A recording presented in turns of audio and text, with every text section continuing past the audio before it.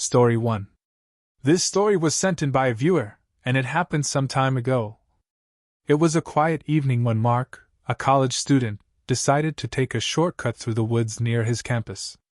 He had heard rumors about strange things happening there, whispers of eerie noises at night and strange figures lurking behind the trees, but Mark, being the skeptic he was, dismissed them as nothing more than stories. As he walked deeper into the forest, the sunlight began to fade, and a chill settled in the air. His phone was dead, and the only sounds around him were the crunching of leaves underfoot and the distant rustling of branches. Mark picked up the pace, eager to get out of the woods before it was completely dark. Suddenly, he heard a twig snap behind him. Startled, he turned around, but saw nothing. His heart raced, dismissing it as an animal, though the feeling of being watched lingered. He tried to brush it off, but then came another snap. This time, it was closer. His breath caught in his throat as he turned around again, expecting to see a deer or some other animal, but the path was empty. Panic began to creep in. Mark quickened his steps, moving faster and faster through the darkening woods. That's when he saw it, a shadowy figure standing at the edge of the path. It was tall, too tall, and its shape was wrong, as though it was constantly shifting. Mark froze, his body paralyzed with fear. He tried to call out, but his voice was stuck in his throat. Then, the figure moved toward him with unnatural speed, its long arms reaching out as if to grab him. Mark bolted, his heart pounding in his chest. His mind screamed for him to run, but his legs felt like lead. Every time he glanced over his shoulder, the figure was closer. Out of nowhere, the ground beneath him gave way, and he fell into a hidden ravine. He landed hard on the ground, pain shooting through his body. Dazed, he struggled to get up, but as he did, he heard a whisper, cold and chilling. "You can never leave." Mark looked up and saw the figure standing at the edge of the ravine, looking down at him. It wasn't just a shadow anymore, it was a man, but with hollow, empty eyes.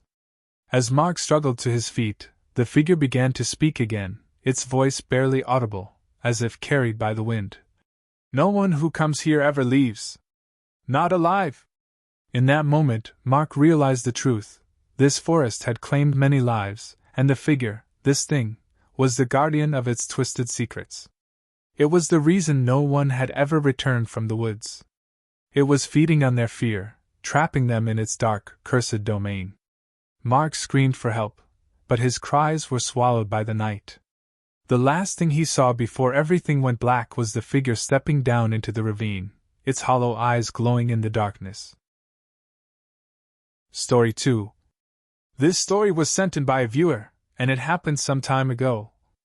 Jessica had always loved visiting old, abandoned places.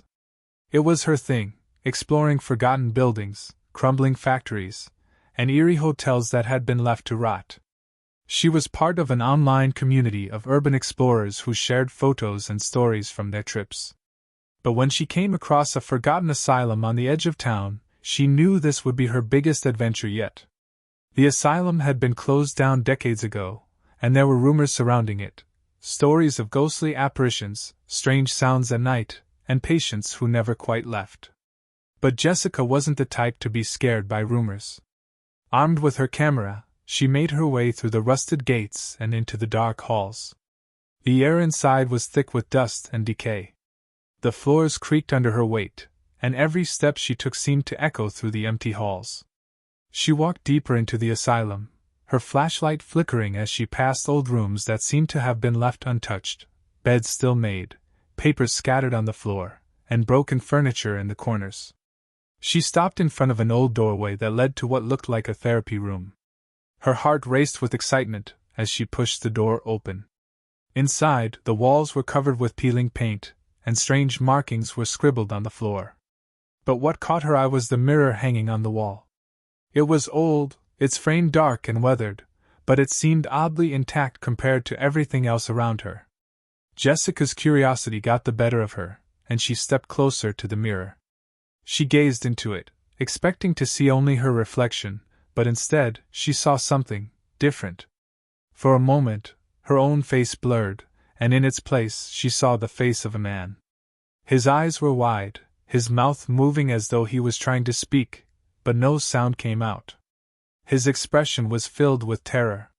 Startled, Jessica stepped back, her breath catching in her throat. She tried to turn away, but her feet wouldn't move. It felt as if something was holding her in place, forcing her to watch. The man in the mirror began to scream, his face contorting in agony. Jessica tried to scream too, but the sound never escaped her lips. Suddenly, the mirror shattered with a deafening crash. Shards flew everywhere, and Jessica was thrown backward, hitting the ground hard. When she finally got up trembling, she found that the room had changed. It wasn't the same room she had entered, it was darker, colder. The air felt thick, suffocating. The door she had come through was gone, replaced by another, smaller door at the far end of the room. It wasn't part of the original layout. Panic set in. Jessica rushed to the door, but when she opened it, she found herself back in the hallway she had entered through. It didn't make sense. How could she have ended up back there? As she turned to leave, she heard something behind her, a soft whisper. "You shouldn't have come back." She spun around, but the hallway was empty. The whispers grew louder, more frantic, until they turned into frantic cries and screams that filled the air. Jessica ran, her heart pounding in her chest. She stumbled through the halls, unable to find the exit. When she finally reached the door she had come in through, she was relieved. But as she stepped out into the daylight, she looked down at her hands. Dark, blood-streaked marks had appeared on her palms. And as she glanced back at the asylum, she saw the same man from the mirror standing in the window, his face pressed against the glass, staring directly at her. He wasn't just a ghost. He was something far worse, an entity that had followed her out of the asylum. The next day, Jessica's friends found her phone, dropped in the middle of the street, the camera on. The last thing they heard was her frantic breathing. The screen showed nothing but the asylum's gate. And in the distance, a face, hollow-eyed, just like the man from the mirror, watching from behind the gate, waiting for the next curious soul to wander in. This story was sent in by a viewer, and it happened some time ago. Aaron had always been fascinated by abandoned buildings. The idea of finding something untouched by time, something that had been forgotten by the world, thrilled him. So when he heard about the old farmhouse at the edge of town, he knew he had to explore it. The farmhouse was notorious for being out of place. Locals told stories of its sudden appearance one stormy night, and rumors spread of strange happenings. Lights flickering in the windows, eerie sounds echoing across the fields, and shadows moving behind the curtains. But to Aaron, it all sounded like nothing more than superstition. It was late in the afternoon when he decided to head out. The sun was low in the sky, casting long, golden shadows across the field that led to the house. The air was cool, but there was an uncomfortable weight in the atmosphere. Aaron shrugged it off, walking up the narrow, overgrown path to the house. The farmhouse was much bigger than he had imagined, with tall windows that seemed to stare down at him as he approached. The wooden frame of the house had been weathered by years of neglect, the paint peeling off in large chunks, and the door creaked loudly as he pushed it open. It wasn't locked. Inside, the air was musty, thick with the scent of old wood and decay. Dust hung in the beams of light that filtered through the cracks in the walls. As he wandered deeper into the house, Aaron felt a strange pull toward the stairs. It was as if the house was urging him to go up. He hesitated at the bottom of the staircase. The wood creaked under his feet as he climbed, the darkness above him swallowing the light from his flashlight. The second floor seemed different, almost alive, as if the house itself was watching him. When he reached the top, he was met with a long, narrow hallway. At the far end of the hall, there was a door. It was ajar, and Aaron could see flickers of light coming from within. His curiosity got the best of him, and he made his way down the hall, each step heavier than the last. He pushed the door open. Inside was a room, but it wasn't like the rest of the house. The walls were lined with mirrors, each one old and cracked. The light flickered wildly in the room, casting strange reflections across the glass. But it wasn't just the mirrors that disturbed him. In the far corner of the room stood an old rocking chair, its seat occupied by something. Aaron froze. The thing in the chair didn't move. It was a man, his face pale and gaunt, his eyes wide open and unblinking. But the strangest thing of all was that he wasn't just sitting there. He was reflected in every mirror in the room, each image slightly warped, but still unmistakably the same. The room grew colder, the light flickering more intensely. The air thickened.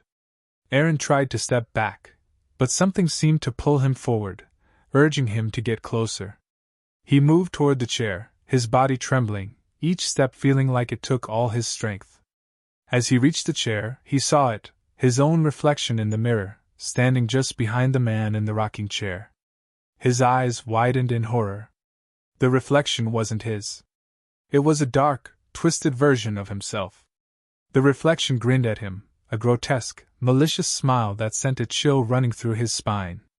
Aaron stumbled backward, heart racing, and as he turned to flee, he saw the man in the chair slowly rise. The figure, though clearly still reflected in the mirrors, was moving now, its body unnaturally twisted, like it was shifting between dimensions. Panicked, Aaron rushed for the door, but as he grabbed the handle, it wouldn't budge. The mirrors around him started to crack, the reflections distorting into grotesque versions of himself.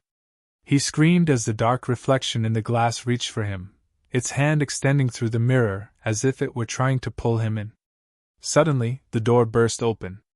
The sunlight from the outside flooded into the room, and everything froze. The mirrors shattered, and the figure in the chair disappeared. Aaron didn't stop to look back. He ran down the stairs and out of the house, breathing heavily, his mind spinning with what he had just witnessed. When he reached his car, he glanced at his reflection in the side mirror.